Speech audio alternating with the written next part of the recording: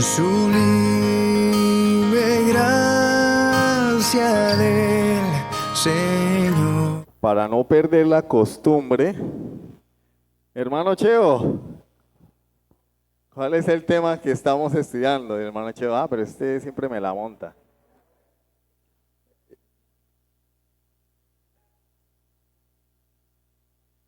La teoría del paréntesis, muy bien, hermano, ya está cuchilla. Ya la semana entrante no lo voy a molestar a usted, vamos a molestar más a otros hermanos, para dejar al hermano descansar.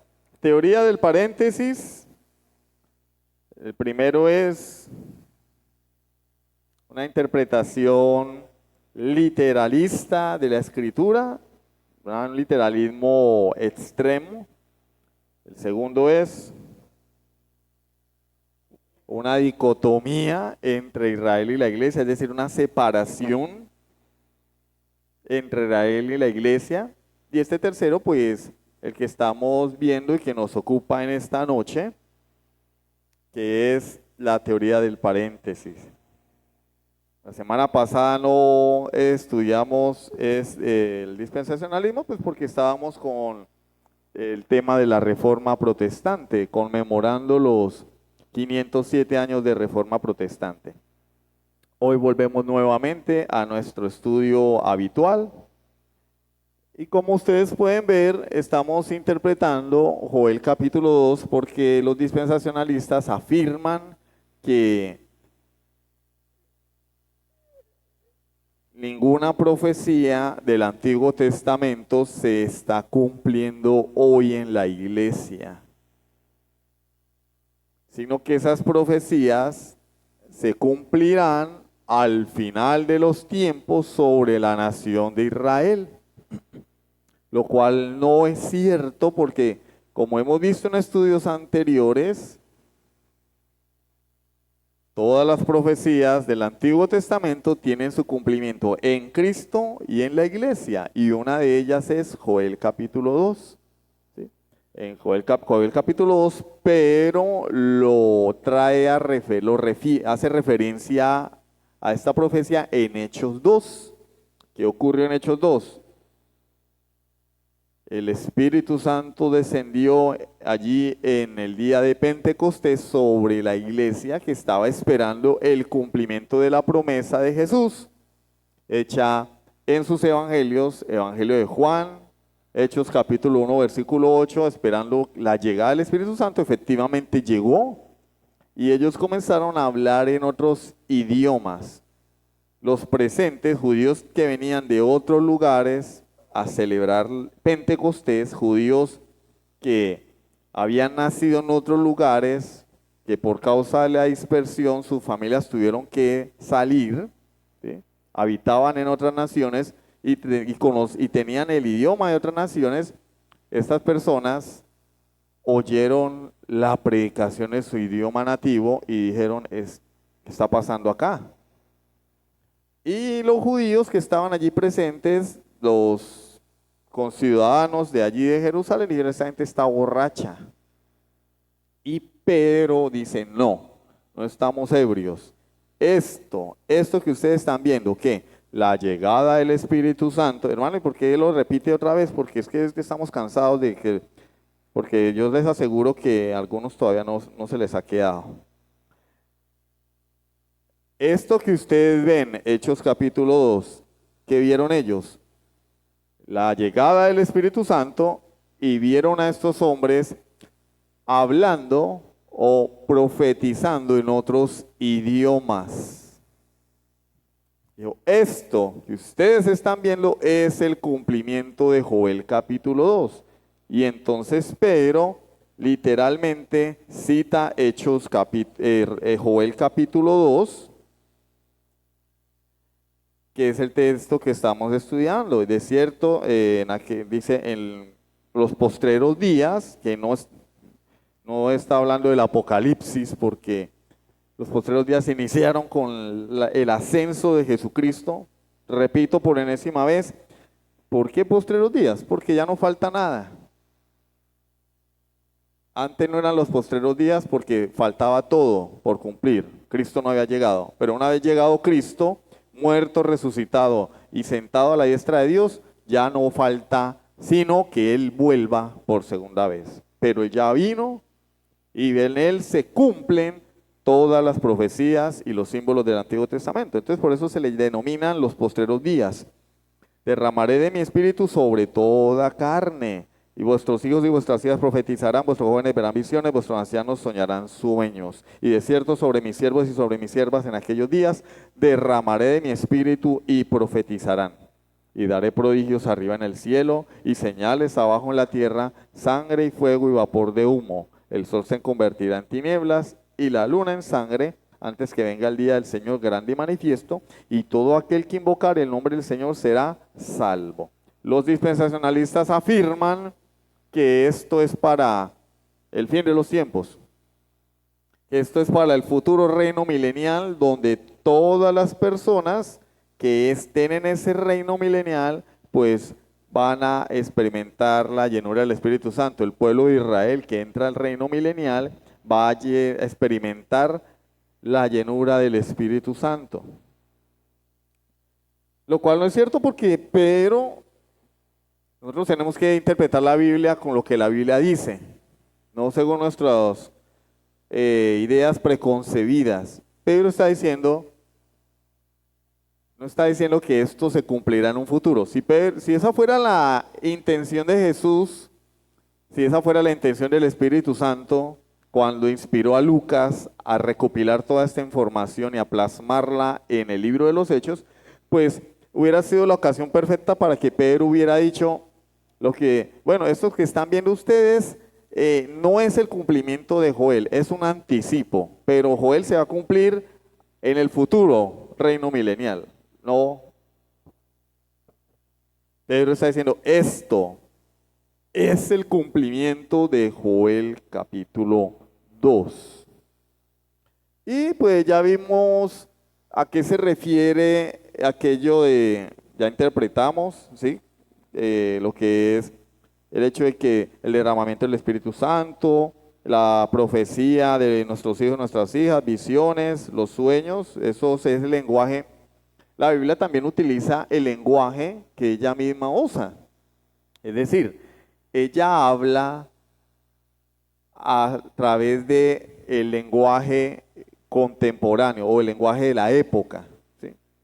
Entonces cuando Joel recibe la profecía, ¿cómo se podía entender el descenso del Espíritu Santo sobre una persona?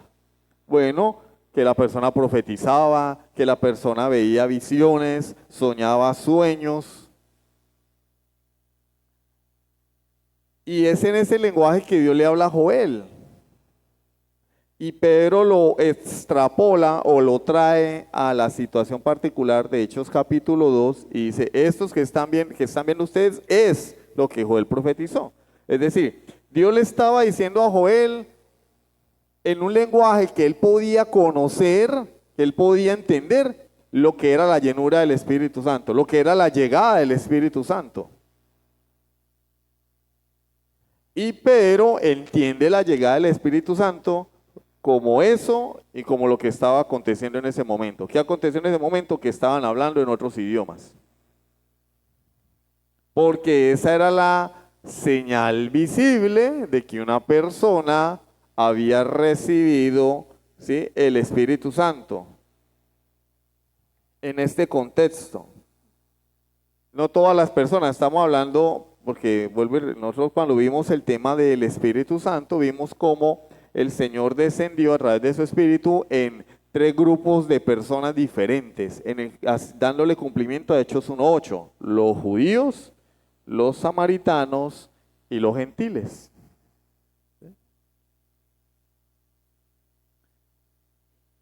Y ya explicamos eso, ya hablamos de otra objeción de los dispensacionalistas, es que ellos dicen que las señales que se han presentado, que se presentan acá en Joel, no se han cumplido. Ellos todavía están esperando el derramamiento de sangre, fuego, vapor, las señales.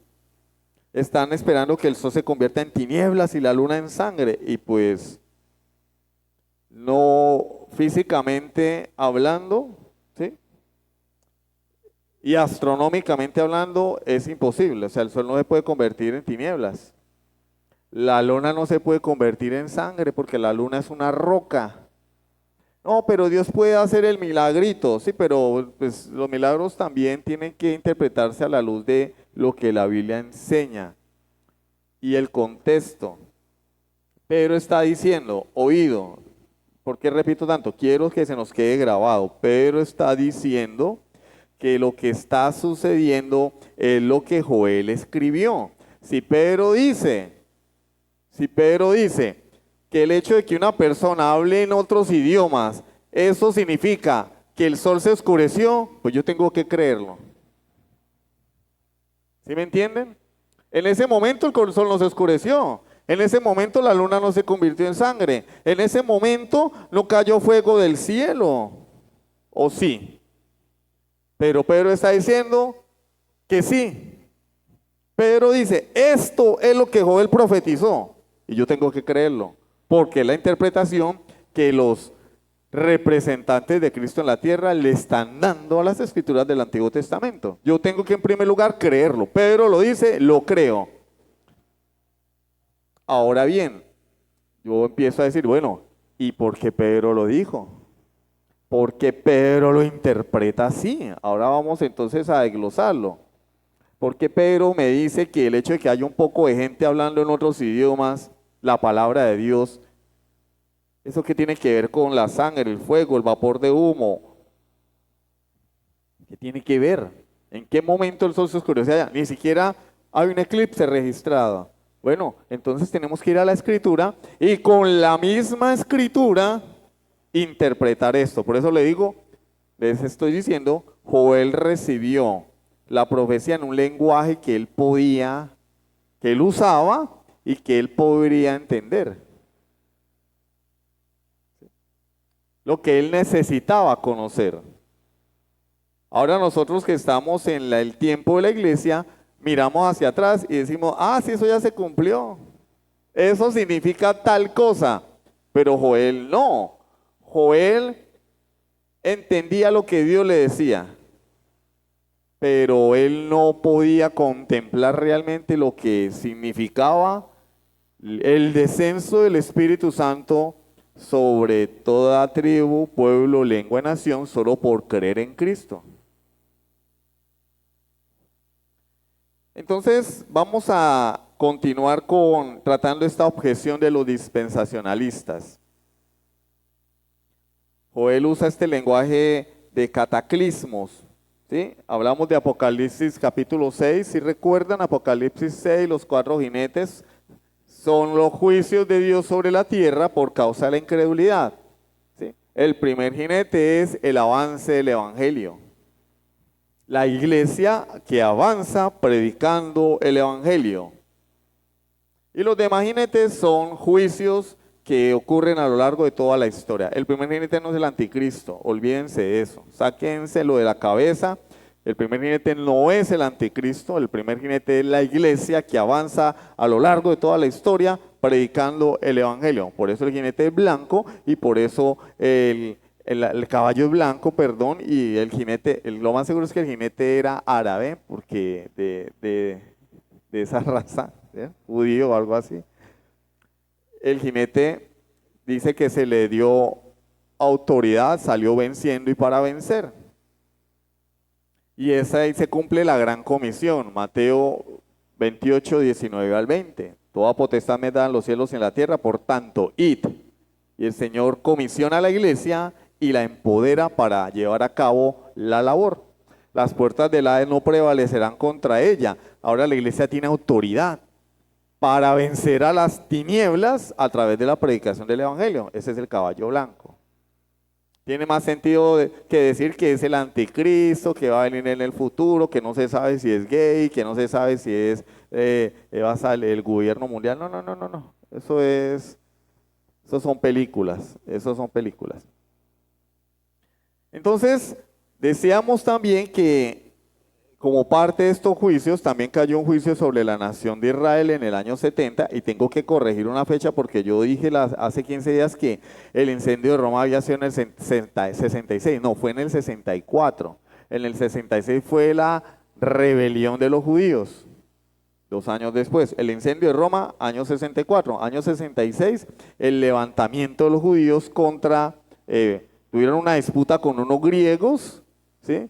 Y ahí pues hubo un levantamiento, se rebelaron de paso contra los romanos y 4 años después pues ocurrió lo que todos sabemos, la destrucción de Jerusalén y del templo. Eso es un juicio de Dios por causa de la incredulidad. Miren lo que dice Primera a los Tesalonicenses capítulo 2 versículos 14 al 16.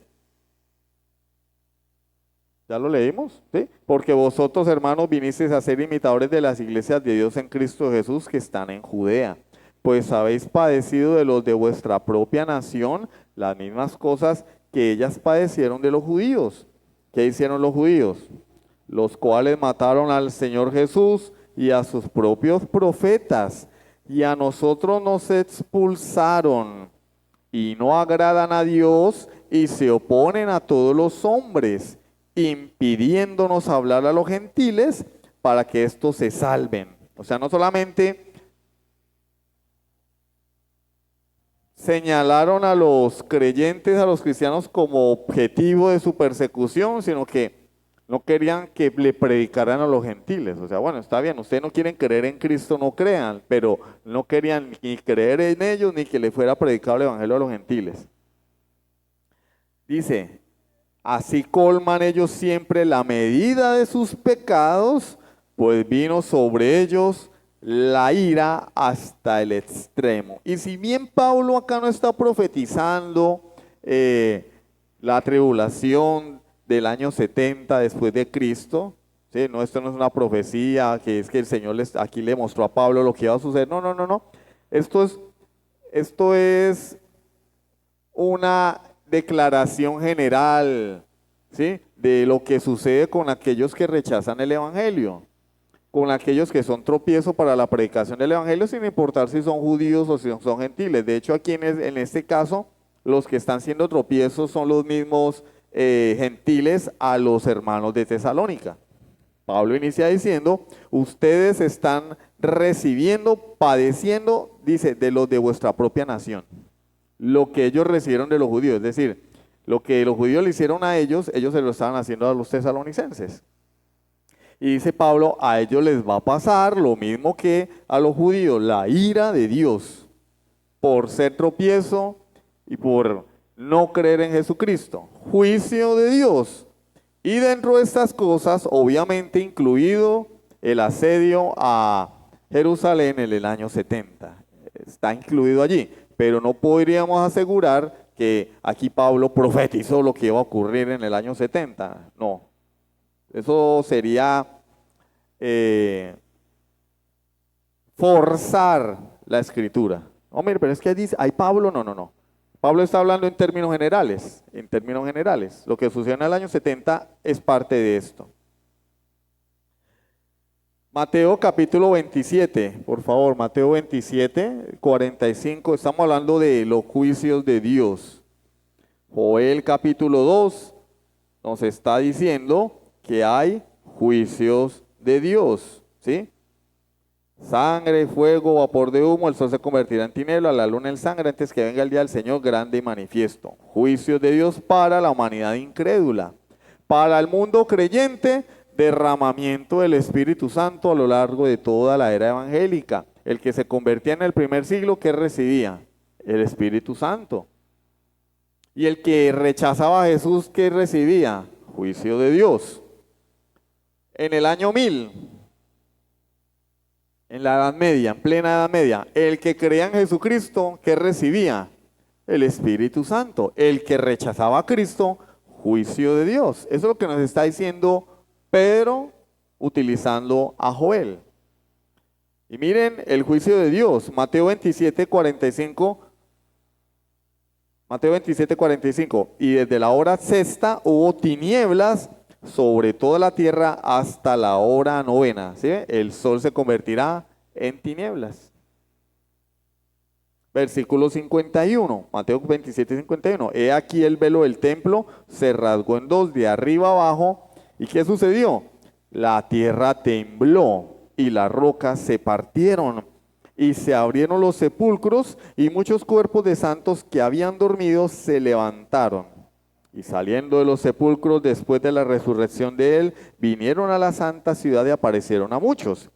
El centurión y los que estaban con él guardando a Jesús, visto el terremoto y las cosas que habían sido hechas, ¿qué pasó? Se pusieron contentos, porque dijeron, ahora sí viene el Señor Jesús, viene el arrebatamiento. No, temieron en gran manera, tuvieron ¿qué? Temor, y dijeron, verdaderamente este era Hijo de Dios. Venga, pero ¿cómo así? O sea, ¿por qué? Porque esas señales, tinieblas, temblor, esas señales a lo largo de la historia se han interpretado como juicios de Dios. Y cuando ellos vieron todas esas cosas, tuvieron ¿qué? Tuvieron miedo. Y la única conclusión que sacaron fue, este hombre tiene que ser el Hijo de Dios. Miren lo que está ocurriendo.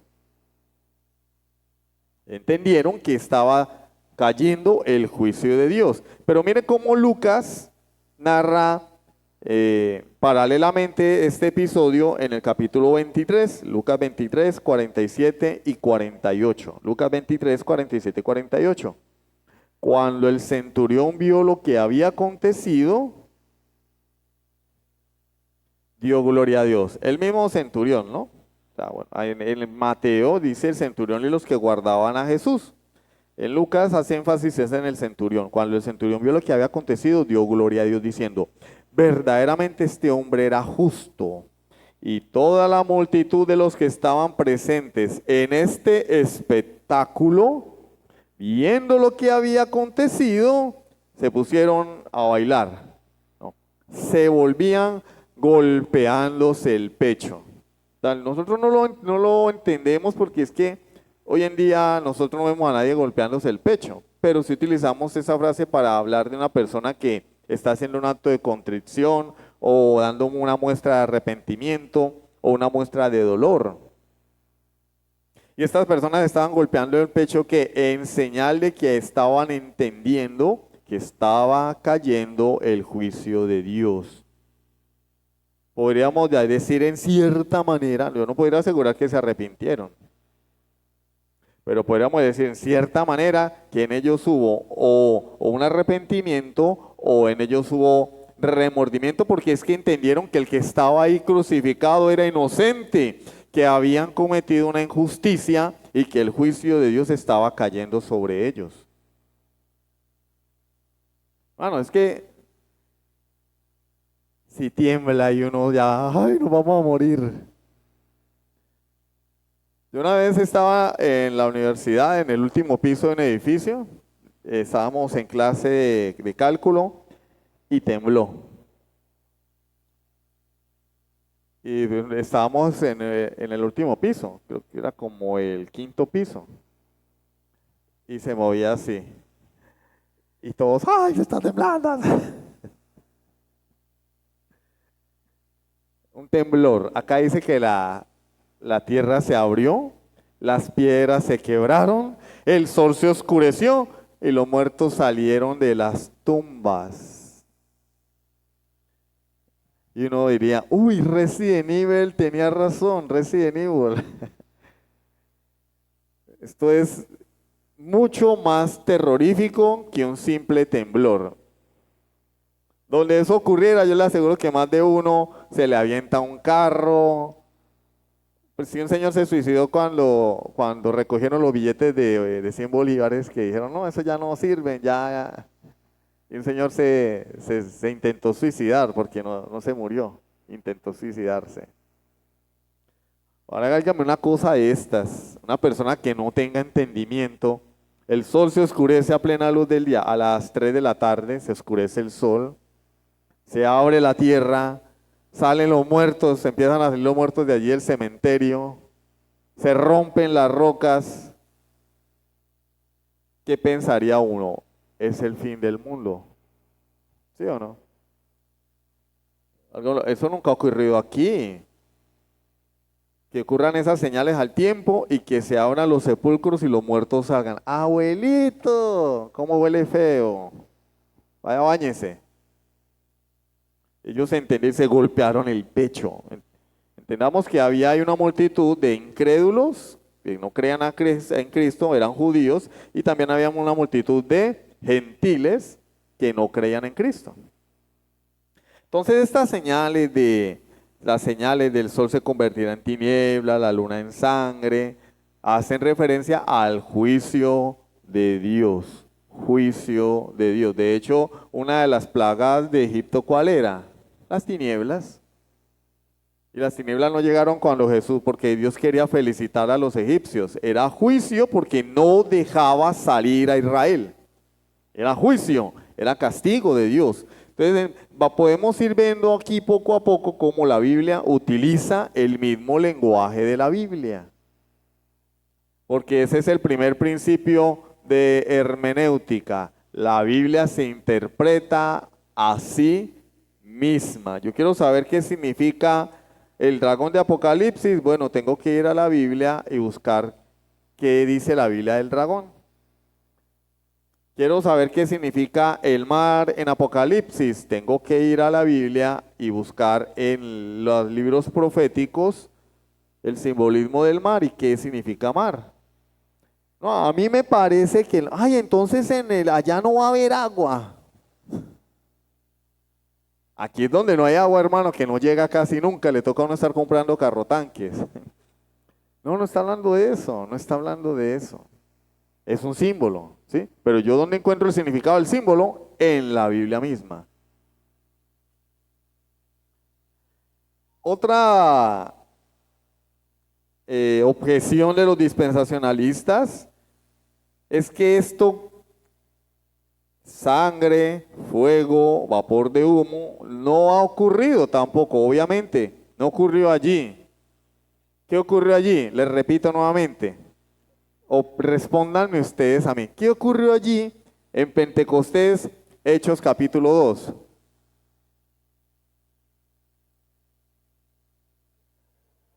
El nacimiento de la iglesia, ¿qué más? La llegada del Espíritu Santo. ¿Y qué pasó con los que recibieron el Espíritu Santo aquel día? Hablaban en otros idiomas, nuevos idiomas que ya existían, pero que ellos no aprendieron nunca. ¿Cómo descendió el Espíritu Santo? En forma de lenguas de fuego. Vamos entendiendo, ¿cierto? ¿Qué descendió allí?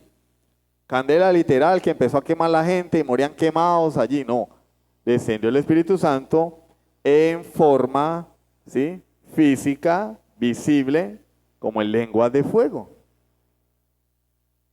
Entonces, todo esto se cumplió, esta profecía de Joel se cumplió allí. Los dispensacionalistas dicen, no, pero es que todavía no ha habido prodigios en el cielo, señales en la tierra, sangre, fuego y vapor de humo.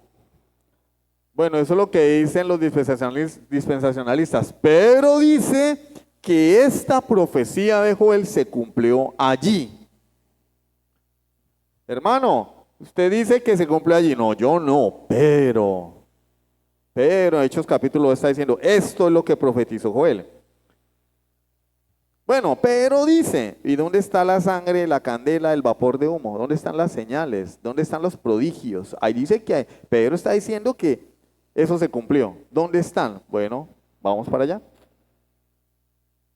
En la literatura judía, las señales y prodigios casi siempre están asociados con Moisés y la liberación de Israel. ¿Cómo sacó Dios a Israel de Egipto? Con señales, ¿cierto? Señales, con portentos. Las famosas plagas, las 10 plagas, porque no eran 7. No, le van a caer las 7 plagas. No eran 7, eran 10. Fueron 10. las 10 plagas de Egipto. Vamos a la escritura. Hechos capítulo 7, versículos 36 y 37. Hechos 7, 36 y 37.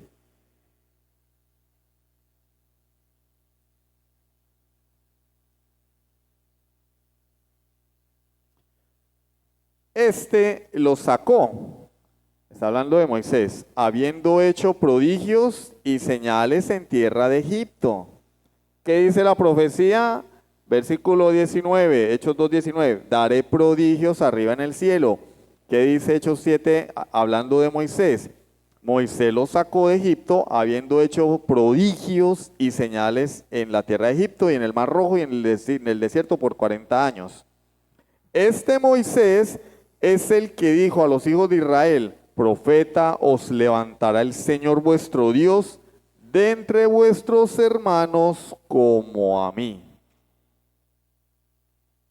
Entonces, ¿con qué el judío cuando oía de prodigios, señales, de qué se acordaba? De la liberación de Israel de Egipto. Nosotros no, prodigios y señales, porque nosotros no somos judíos, porque nosotros no fuimos sacados de ningún Egipto. Nosotros nacimos acá. Pero ellos, cuando ellos leían prodigios, señales, portentos, ellos de una vez a su mente lo que les llegaba era la liberación de Israel. De manera que este lenguaje o esta fraseología no, lo único que hace es apuntar a la redención de nuestros pecados en Cristo Jesús.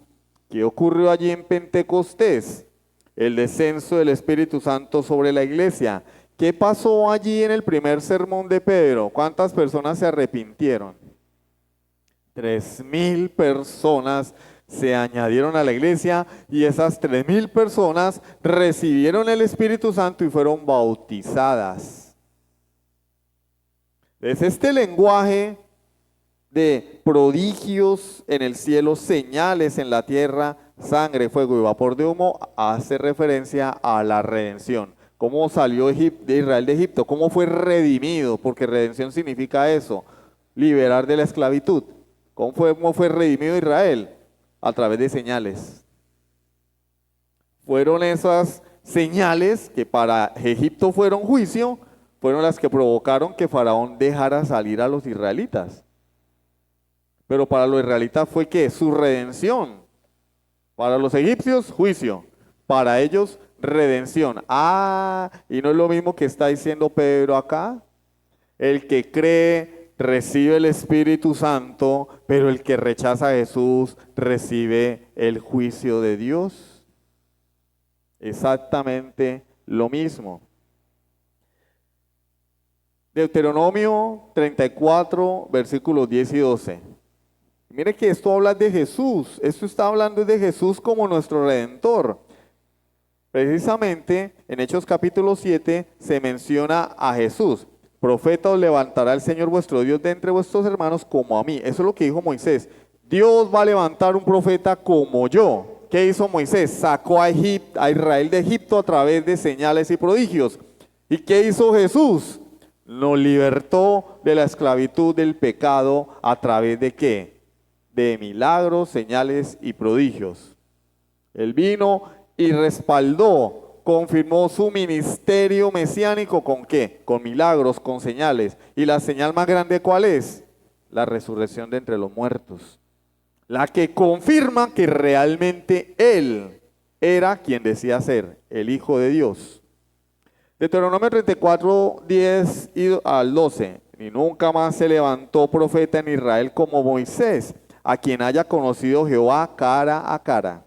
Nadie como él, oído, en todas las señales y prodigios que Jehová le envió a hacer en tierra de Egipto, a Faraón, a todos sus siervos y a toda su tierra. Y en el gran poder y en los hechos grandiosos y terribles que Moisés hizo a la vista de todo Israel. Deuteronomio nos está diciendo que Moisés era el más grande profeta, ¿sí?, que nadie como él en todas las señales y prodigios. Y Hechos capítulo 7 nos está diciendo que Jesús es el segundo Moisés, que vendría a liberar a su pueblo con mano poderosa, con señales y prodigios. ¿Sí están entendiendo ahora? Esa es otra. Moisés es tipo de Jesús. Moisés es tipo de Jesús. Hechos capítulo 7 nos lo está confirmando. Esteban, cuando estaba a punto de ser apedreado, dice: Jesús es el segundo Moisés. El ministerio de Moisés lo que era un prototipo, una muestra, un destello de lo que sería el ministerio de Jesucristo aquí en la tierra.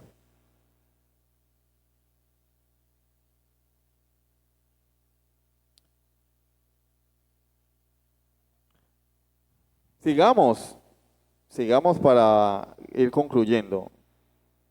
Sangre, fuego y vapor de humo. ¿Qué significa eso, sangre, fuego y vapor de humo? Bueno, la mención de Joel de sangre, fuego y vapor de humo, ¿qué señala? A ver, ¿qué ocurrió cuando Moisés sacó a Israel de Egipto? El río se convirtió el río Nilo se convirtió en sangre.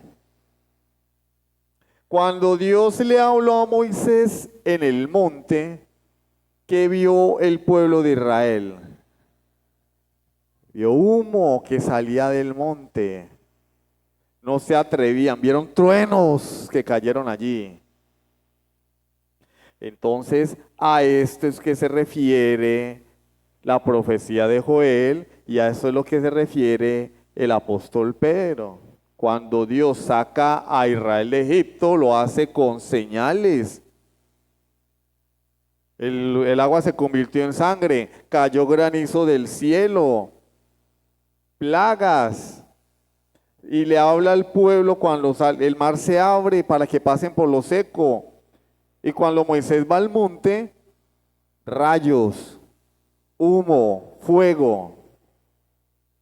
Y eso es lo que se está refiriendo Pedro aquí. Esas señales, lo único que eran, por decirlo así, eran un tipo del nacimiento de la iglesia. Porque la iglesia es el Israel de Dios. ¿Sí? Hermano, usted está alegorizando la escritura. Yo no, Pedro. Pedro es el que está diciendo: esto que ustedes están viendo es lo que profetizó Joel. Yo no, yo solamente estoy tratando de explicar en un lenguaje entendible, hasta donde humanamente me es posible, que lo que Pedro está diciendo es verdad. Pedro está diciendo, en pocas palabras, hermano, esto que ustedes están viendo aquí es la salida del Israel de Dios del Egipto del pecado. Lo que ustedes están viendo acá. ¿Cómo nosotros expresamos la salvación de Dios de nuestros pecados en términos bíblicos? Dios me sacó de Egipto. Nadie nunca lo ha dicho algo así. Yo lo he escuchado muchas veces. Dios me sacó de Egipto. Cuando yo estaba en Egipto. Porque Egipto simboliza ¿qué? La condenación. Tienen que toda la Biblia va cobrando sentido cuando vemos a Cristo en cada página de la Escritura. Vemos a Cristo allí. Cuando Dios estaba sacando a Israel de Egipto a través de Moisés, lo que estaba diciéndonos era: el segundo Moisés os va a liberar a vosotros, no de Faraón, sino de Satanás. No os va a sacar de Egipto, os va a sacar de la esclavitud del pecado. Eso es lo que Dios nos estaba diciendo. Ah, no, el dispensacionalista lee eso y dice: ah, sí, Moisés sacó a Israel de Egipto, qué bonito. Sí. Ahí podemos aprender alguito, pero eso no tiene nada que ver con nosotros porque nosotros somos de otra dispensación. Eso no tiene nada que ver con nosotros porque nosotros somos la iglesia. Israel es cosa aparte. No, queridos hermanos, Nosotros somos el Israel de Dios. La iglesia es la continuidad del Israel del antiguo pacto. Eso ya lo explicamos en el segundo punto. Y está tan buena la conversación, hermanos, está tan bueno el estudio, pero el tiempo es nuestro enemigo. De manera que vamos a dejar hasta aquí por hoy. Vamos a dejar hasta aquí. La semana entrante, si Dios me lo permite, vamos a continuar. Yo les aseguro que este año vamos a terminar este tema. El dispensacionalismo lo vamos a terminar este año. Pero no quiero irme sin que veamos alguna conclusión que pueda aportarnos algo a nuestra vida práctica, porque no me gusta que esto solamente se quede en conocimiento e información, sino que esto pueda representar para nosotros algo. ¿Qué aprendió? No, pues yo aprendí que Joel 2 se cumplió en hechos. Entonces alguno de ustedes llegará a la casa y su esposa o su esposo, ¿sí? Que no vienen porque algo terrible les habrá pasado que les impidió venir, ¿cierto? Venga, ¿qué aprendió hoy? No, pues yo aprendí que Joel 2 se cumplió en Hechos 2. No, esto tiene que servirnos de algo. Esto tiene que tener un impacto en nuestras vidas. Eso no es que, no, pues yo aprendí, ¿qué aprendió? No. Ay, y que las lenguas que hablaron allá eran idiomas. Esto tiene que tener una profundidad. Esto no se puede quedar ahí. ¿Qué aprendo yo? Que el Señor, y lo repetimos por enésima vez, el Señor tiene un único plan. Tiene un único plan. Y que cuando vamos al Antiguo Testamento, lo único que podemos es caer postrados delante de Dios y decirle: Señor, gracias, porque cuando estabas sacando a Israel de Egipto, estabas pensando en mí. Sacó a Israel de Egipto. Señor, estabas pensando en mí, porque yo estoy en el verdadero Israel, porque el segundo Moisés murió por mí en la cruz para redimirme de la esclavitud del pecado, así como Moisés redimió a Israel de la esclavitud de Egipto. Gracias, Señor, porque lo que sucedía en el antiguo pacto era el descenso del Espíritu Santo en situaciones especiales. El Espíritu Santo no moraba en el creyente, sino que moraba con el creyente, pero después de esto, en Hechos 2 yo puedo ver, Señor, cómo cada creyente recibe de manera permanente el Espíritu Santo de Dios. Y a lo largo de la era evangélica, en el cumplimiento de Joel 2, toda persona que se arrepiente y nace de nuevo, recibe el Espíritu Santo y el Espíritu Santo pasa a vivir dentro de él. Y yo tengo el Espíritu Santo y ese Espíritu Santo es la garantía de que soy un hijo de Dios. Efesios 1. Él es las arras, Él es el anticipo. ¿Qué me garantiza a mí que Cristo va a volver por segunda vez? ¿Qué me garantiza a mí que Cristo va a venir por mí? Su Espíritu Santo. En el cumplimiento de Joel capítulo 2. Cada vez que una persona se arrepiente de sus pecados, tenemos que pensar en Joel capítulo 2, tenemos que pensar en Hechos 2, pero tenemos que pensar en Génesis 3:15 también.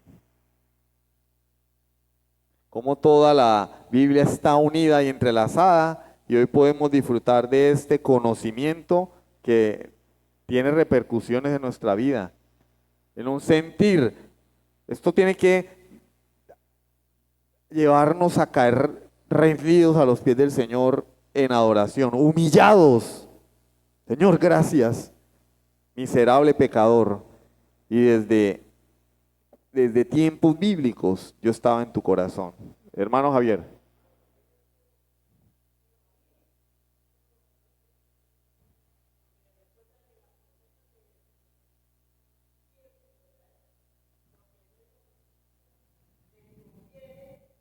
Que yo me vaya. Sí. Les conviene que yo me vaya. ¿Por qué? Porque una cosa que el Espíritu Santo tiene que Jesús no tenía, que el Espíritu Santo es omnipresente y Jesús no era omnipresente. Jesús estaba limitado a un cuerpo físico. Jesús no podía morar en el corazón de los creyentes, pero el Espíritu Santo sí.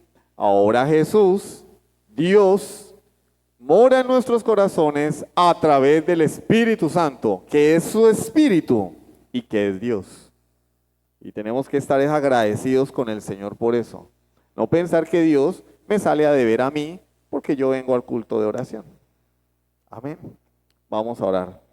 Padre Santo, te alabo y te doy muchísimas gracias por tu palabra, porque podemos ver, Señor, que la interpretación de Jesús y de los apóstoles de las profecías del Antiguo Testamento es veraz, es verdad, es infalible. Y saber, Señor, que en el plan de salvación estábamos allí en tu corazón, que no somos un error, no somos un plan B, y que la profecía que esperamos que se cumpla es la segunda venida de nuestro Señor para poder estar plenamente con Él. Señor, esto es una motivación para vivir agradecidos contigo. Perdónanos, Señor, porque perdemos de vista estas realidades, perdemos de vista estas verdades. Perdónanos porque a veces el mundo nos roba la mirada, nos roba la atención. Perdónanos, Señor, porque necesitamos aprender y necesitamos vivir también, Señor. Ayúdanos, Dios mío. Te lo pedimos en el nombre de Jesucristo. Amén. Sublime gracia del Señor.